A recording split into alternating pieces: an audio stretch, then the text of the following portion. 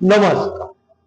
आपण ऐकताय आणि पाहताय आपल्या हे युट्यूब चॅनल. हे गणेश तुकाराम शिंदे आपलं सर्वांचं आपल्या या युट्यूब चॅनलवर सहर्ष स्वागत करत आहे.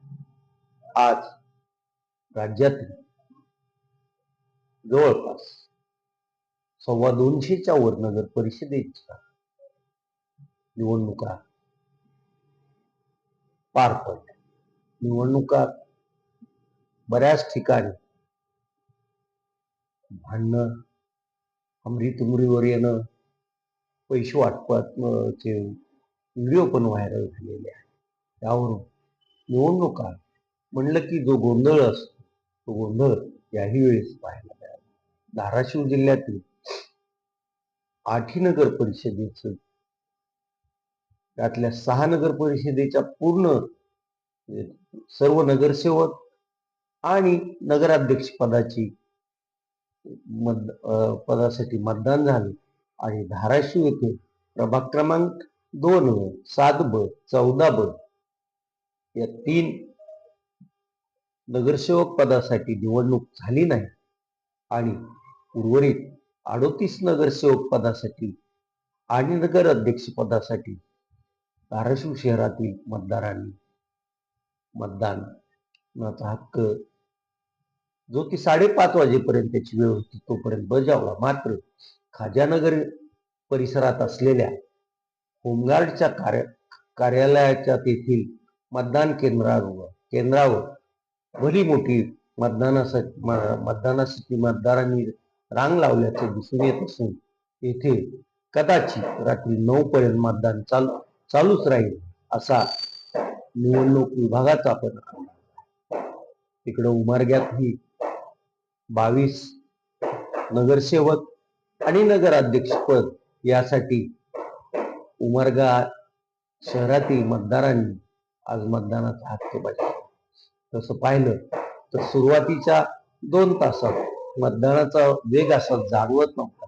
नंतर पुढच्या तासात वेग जाणवू लागला आणि मतदानाची टक्केवारी वाढू लागली.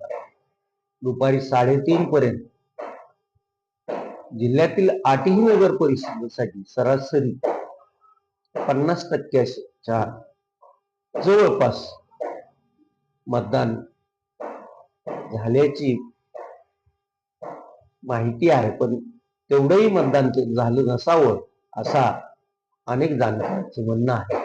मतदान साधारणतः 42 ते 43% त्यावेळी झालं असावं असं त्यांचं म्हणणं आहे. तसं पाहिलं तर धाराशिव शहरात मतदानाची टक्केवारी इतर नगर परिषदेच्या तुलनेत कमीच होती. तसा ज्यावेळेस खाजानगरच्या त्या मतदान केंद्रावरील मतदान प्रक्रिया पूर्ण होईल त्यावेळेसच्या याच्यानुसार या शेवटचे म्हणजे 4:30 ते 5:30 या शेवटच्या तासात जवळपास शहरात 15 ते 25% मतदानात वाढ होण्याची शक्यता आहे. की अचानकच मतदार उशिरा का आले का नाही याबाबत उलटसुलट चर्चा होत राहतील. त्या बाबतीत मग राजकीय मंडळी एकमेकावर दोषारोप पण करत राहतील. परंतु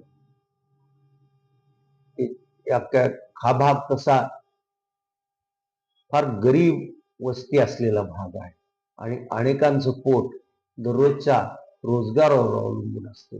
त्यामुळे अनेक जण कुठेतरी कामाला गेलेले असावे किंवा कोणीतरी वोटसाठी नोट देतय की नाही याची प्रतीक्षा करत असावे असंच दिसतंय. त्यामुळं ते मतदान अगदी शेवटच्या तासात झुंबडच्या झुंबड मतदानाला आल्याचे दिसून आलेलं आहे. राज्यातील जळगाव जिल्ह्यातील मुक्ताईनगर, बीड शहर, गेवराई, परळी, इकडे इंदापूर आणि कोकणात चिपळूण, मालवण या ठिकाणी मतदानाच्या वेळी राडा झाल्याचे पुढे आलं आहे. बऱ्याच ठिकाणी बोगस मतदान करणाऱ्यांना पण पोलिसांनी अटक केली आहे. आज मतदान झाल्यानंतर उद्या मतमोजणी होईल, अशीच निवडणुकीस उभे राहिलेल्या उमेदवारांची, त्यांच्या पक्षाची आणि त्यांच्या समर्थकांची तशी ठाम समजूत होती. परंतु काल नागपूर जिल्ह्यातील एका भाजप उमेदवाराने सायंकाळी उशिरा नागपूर उच्च न्यायालयात या मतदान प्रक्रियेसंदर्भात याचिका दाखल केली होती. ती काल मुंबई उच्च न्यायालयाच्या नागपूर खंडपीठानं दाखल करून पण घेतली. त्याच्यावर थोडी सुनावणी झाली. आजही थोडी सुनावणी झाली आणि त्यानंतर मग उच्च न्यायालयाच्या नागपूर खंडपीठानं ज्या प्रभागात स्थगिती दिली आहे त्या तेथील मतदान तुम्ही 20 डिसेंबरला घेणार आहे. त्यामुळं एकूणच सर्व या आज झालेल्या नगर परिषदेच्या निवडणुकीच्या याच्यात पण तुम्ही त्या 20 तारखेचं मतदान झाल्यानंतर जे तुम्ही 21 तारखेला मतमोजणी केली आहे त्याच दिवशी म्हणजे 21 डिसेंबरला मतमोजणी करून संपूर्ण निकाल जाहीर करा असे आदेश दिले आहे.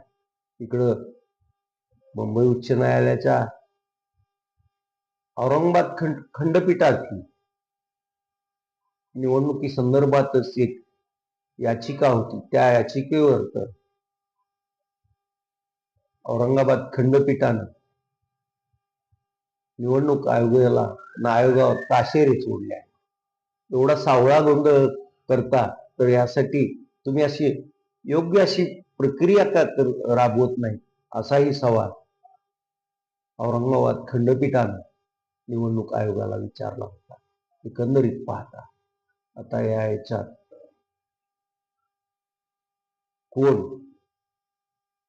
त्या पक्षाचा कोण नगराध्यक्ष होणार, कोण नगरसेवक होणार याचा निकाल 21 तारखेलाच लागणार असून मग तो निकाल लागल्यानंतर मग कोणाच्या समोर हलगी वाजवत गुलाल कोण उधळत आहे त्याचं दृश्य आपल्याला पाहायला मिळणार.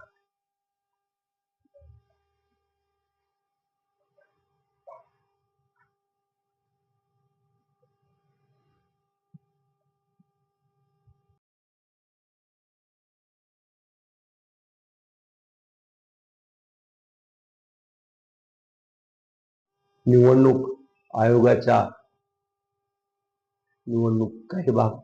काही ठिकाणच्या निवडणुकीला स्थगिती आणि उर्वरित निवडणुका पार पाडण्याचं घेतलेल्या निर्णयावर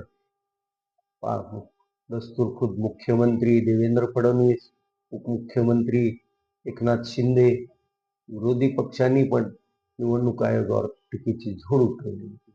आज जेव्हा मुंबई उच्च न्यायालयाच्या नागपूर खंडपीठाचा निकाल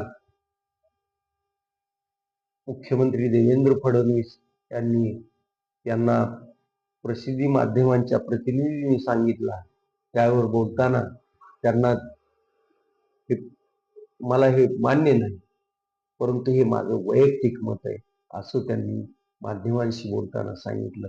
आजवर मी 35 वर्ष झालं राजकारणात निवडणुका वगैरे लढत आलो आहे, पण असं कधीच घडलेलं नाही. निवडणूक आयोगाच्या वकिलांना नागपूर खंडपीठासमोर बाजू मांडताना काहीतरी वेगळं आणि अकलनीय असं म्हणणं निवडणूक आयोगाचं मांडलेलं असावं. त्यामुळं निवडणूक आयोगानं आता सर्वच नगर परिषदेचा मतमोजणी 21 डिसेंबरला करा आणि निकाल जाहीर करा असा आदेश दिला असावा असंही त्यांनी स्पष्ट केलं आहे. विरोधकांनी तर निवडणूक आयोग एक स्वायत्त संस्था म्हणायची म्हणून आहे, तिथं कारभार कसा चालतो हे नगर परिषद निवडणुकांनी दाखवून दिलंच आहे. आम्ही जे निवडणूक आयोगावर गेल्या 2 वर्षापासून आरोप करतो, त्यांच्याकडे निवेदन देतो, त्यावरून निवडणूक आयोगाचं कामकाज कसं चालतं हे संपूर्ण जनतेला आता आज उच्च न्यायालयानं दिलेल्या निकालावरून स्पष्ट झालं आहे. आता उच्च न्यायालयानं संपूर्ण मतमोजणीची तारीख 21 डिसेंबर पर्यंत 21 डिसेंबरची दिली असल्यामुळं अगदी आजपासून ते 21 डिसेंबरच्या सकाळपर्यंत सर्वच उमेदवारांना त्यांच्या समर्थकांना बांधून म्हणजे सोबत ठेवावंच लागेल. आणि ज्या प्रभागात 20 डिसेंबरला निवडणूक होणार आहे तेथील प्रचारात पण सहभागी व्हावं लागणार आहे. या आज मतदान पार पडलेल्या प्रभागातील उमेदवारांचं खर्च वाढेल, त्यांचं श्रम वाढेल आणि त्यांना मानसिक त्रास पण सहन करावा लागणार. आता आपण इथंच थांबूयात. तुम्ही आपल्या अण्णा हे यूट्यूब चॅनल सबस्क्राईब करा, लाईक करा आणि कमेंट्स पण. धन्यवाद.